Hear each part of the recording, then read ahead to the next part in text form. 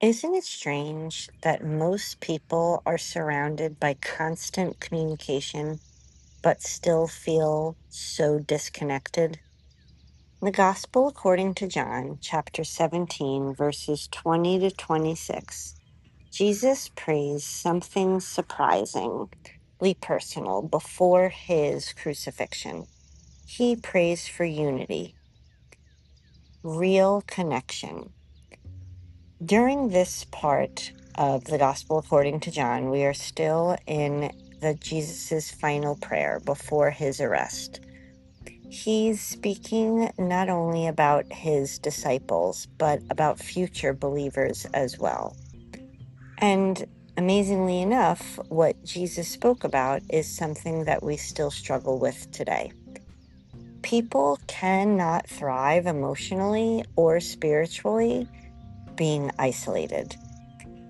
And in our modern times, we have so many ways of communicating, but people are still feeling unseen, emotionally distant, and exhausted from just surface level connections. People can scroll constantly, we can stay busy constantly, but genuine closeness might be harder to hold on to. And that slowly eats away, and I believe affects our soul, because we are created for something deeper, real relationships, real presence, real connection with God and with each other.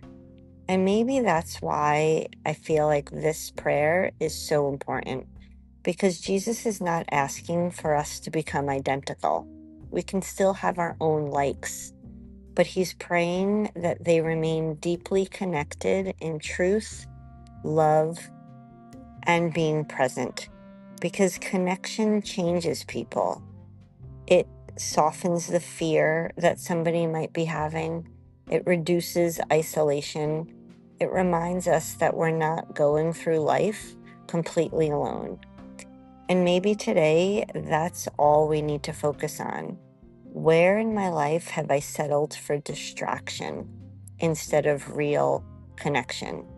Because peace, I believe, evolves where there's love, where there's presence, and deep honesty. Let me know in the comments what you're thinking of.